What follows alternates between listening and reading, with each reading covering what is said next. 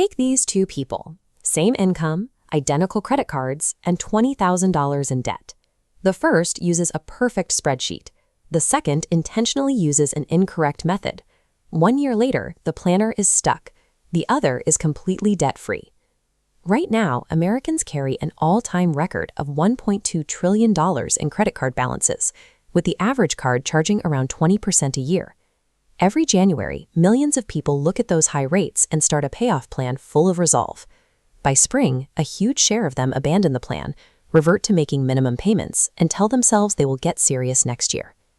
Abandoning a flawless plan keeps you trapped in a debt cycle for years, a far higher price than the extra interest paid on a plan you actually finish. There are two competing strategies to attack those balances: the mathematically engineered debt avalanche and the behaviorally engineered debt snowball.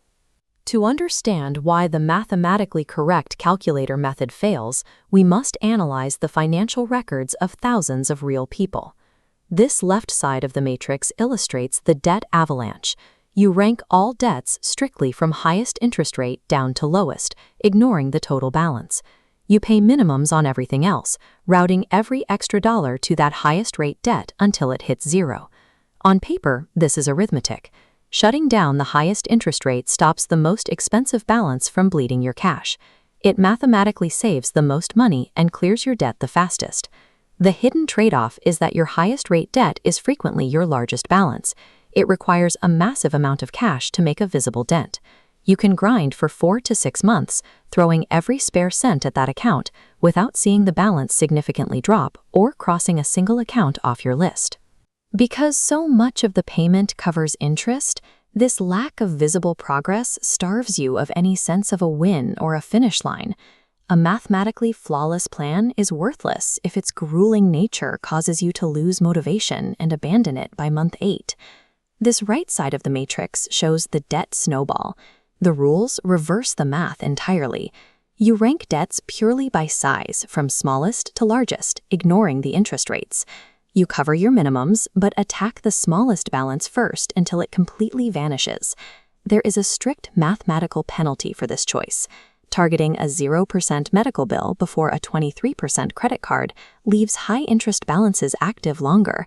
It willingly hands the bank more of your money. The psychological outcome offsets the math. The snowball method manufactures immediate, concrete finish lines by allowing you to cross whole accounts off your list quickly. This leverages a durable psychological concept called the goal gradient effect. In the 1930s, researchers watched rats run a maze toward a food reward. The animals physically accelerated the closer they got to the finish line. Erasing a small debt balance provides a tangible jolt of progress that yanks you forward. It increases your intensity and focus as you roll your payments onto the next balance. The snowball method trades a few dollars in mathematical efficiency to purchase the psychological momentum required to sustain long-term effort. This graph charts the findings of a 2012 study by David Gall and Blakely McShane. They analyzed the actual financial records of nearly 6,000 real people fighting their way out of debt.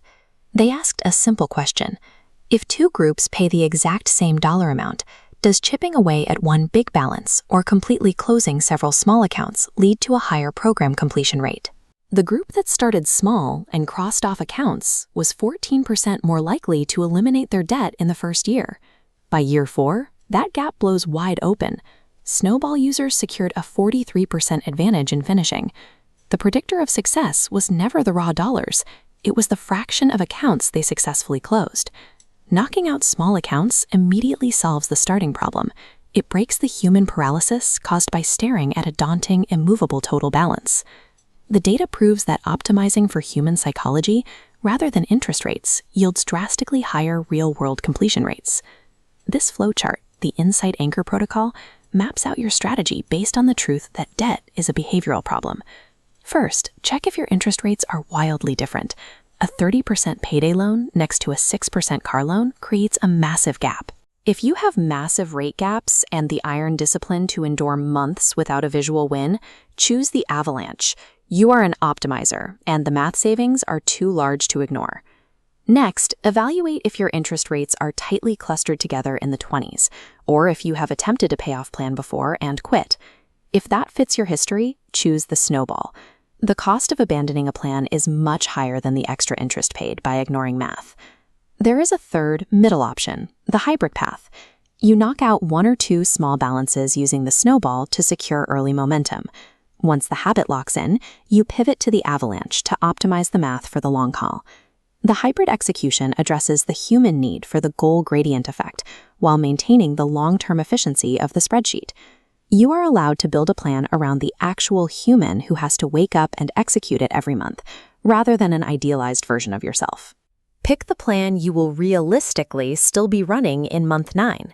Let me know in the comments which path you are choosing, and subscribe to get more financial frameworks delivered straight to your feed.